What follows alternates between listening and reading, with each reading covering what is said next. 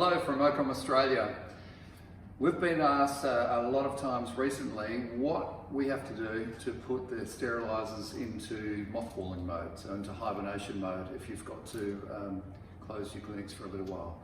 So we're just going to go through a few very quick things about what you can do to protect the autoclave so that when you want to use it again, when you're able to open your clinic doors, you're ready to go. The main thing is to drain the reservoirs, to drain the water reservoirs. So if we have a look in the top here, this is one of the newer models with a built-in demineralizer filter, the blue one. So we need to drain that tank, and we need to also drain the wastewater tank. So you may have an automatically drain wastewater tank, but let's just demonstrate how to drain both using a tube. So the machines were originally sent to you with a drain tube.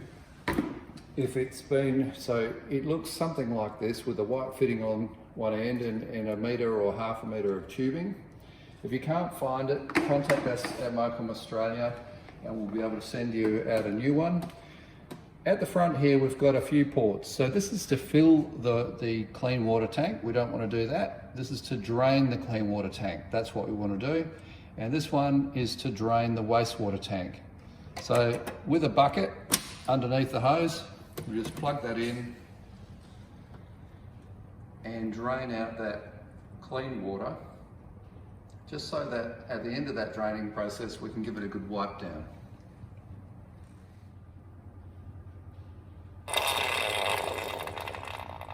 That's what we want to hear. All right, so that's the clean water tank empty. We'll just wait for the last remnants of water to make its way out, and that's it. And then we'll do the same with the wastewater tank. So we click that in, and the wastewater tank, or the left-hand side, is now draining. So with this unit, with this particular unit, we've got to remove the blue demineralizing filter, and we'll just let that finish draining out. Now you may not have this version of Mocom, that's fine. What you might have is a version next door, something more like this, where you've got an empty reservoir, but you do have this little straining filter. So just remove that strainer, and it's a mesh bucket, if you like. What you've got to do is just give that a good clean under running water and clean out any debris that might be in the bucket or around the bucket, and then you can put that straight back in again. All right, so let's turn our attention to cleaning this reservoir now.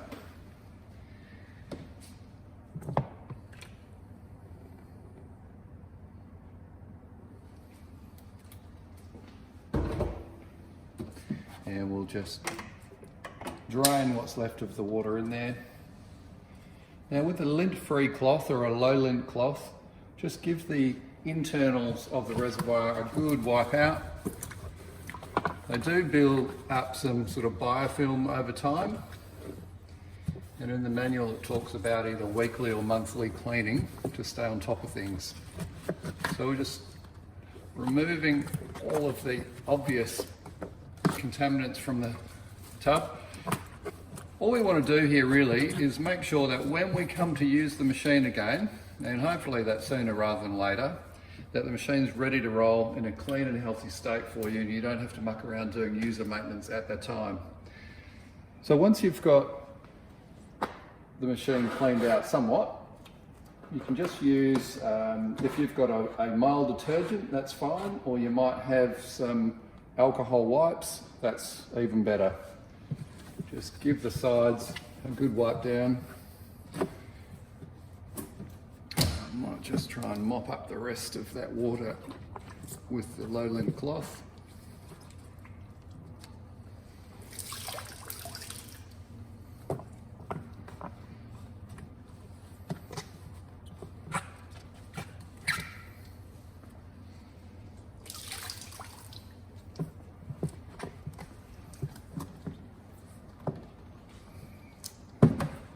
And just a quick wipe down with our alcohol wipe. We don't have to go too crazy. The main thing is just get the water out of there and clean it up. And these demon filters are best if they can be plugged back in while it's not being used, just to keep keep them from drying out. Just click that back into place and that side's ready.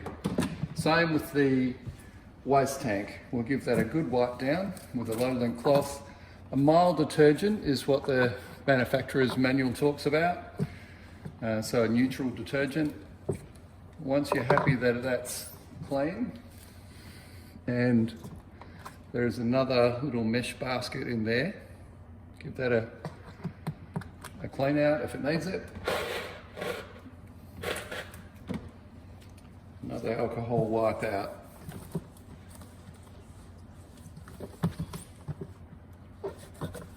Okay.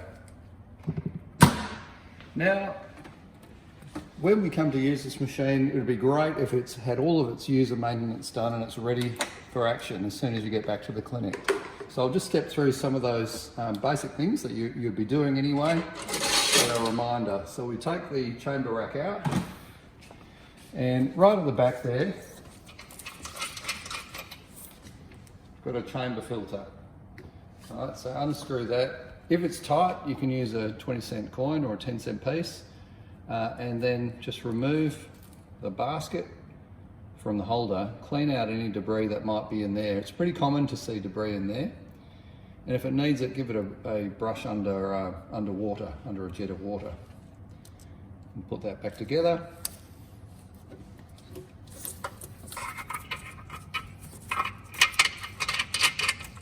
Doesn't need to be tight going back in.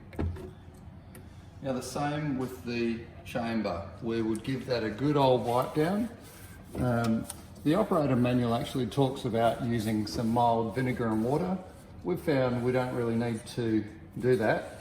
Just a good wipe down with water or a mild detergent and a cloth is enough. And vacuum goes. Just make sure you click it into place at the back. On the door seal and its mating surface here, you'd give that a good wipe down too. That's something that you'd be doing daily.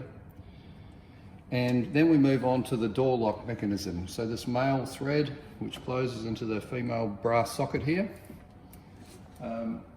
just using the remnants of the old rag that you had, just wipe off the old grease.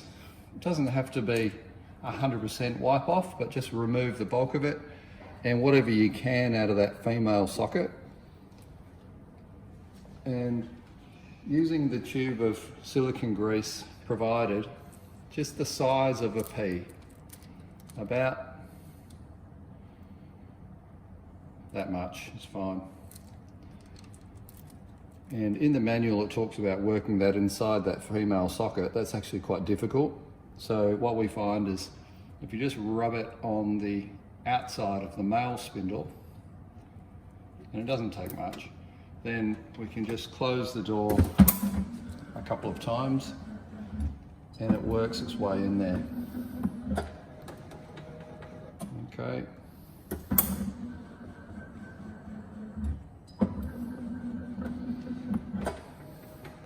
Great. The other thing that you'll be doing monthly, and we might as well do it now as we're mothballing, is to clean this air filter pad. Now you can do that using compressed air, but it's messy and you'll have aerosol. What we'd prefer, and I think you would prefer happen, is just to clean it in the sink under running water, just like you might do it with your range hood one at home. Just get the dust and lint and fluff on it, and then it just slides back in there for another month.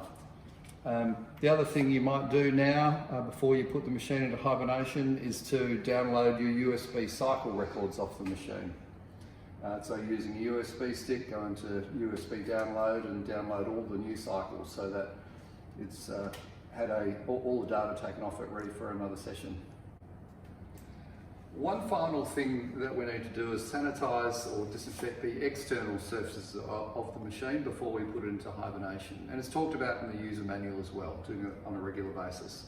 So with an alcohol wipe, or you might have a mild detergent or other disinfectant product that you can use that's safe to use on plastics, just go ahead and sanitize all of the aspects of the outside of the machine, obviously including all the major touch points like the touch screen, like the door handle recesses,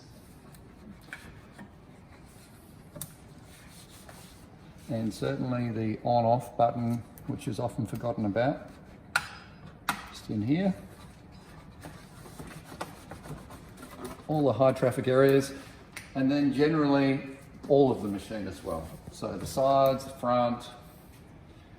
What we're trying to do is make sure that the machine itself is disinfected and then covered up with a plastic bag if you've got one, or a sheet, so that when you come to use the machine again, there's nothing you need to do. You just turn it on, fill it with water, and you're ready to go again. Turn the unit off. Just one little tip, leave the door ajar when you turn the unit off, because if you leave the unit turned off with the door closed, that's sandwiching that door seal closed, and that can compress that silicone seal over time. So just leave the door sort of ajar like that. If you can find a bag or some sort of cover for the unit, put it upside down over it. It just stops any dust ingress getting into the reservoirs, which might prevent you from having to wash it out all over again. Okay, I hope that helps, and please feel free to contact Mocom Australia if you'd like any more tips. Thanks.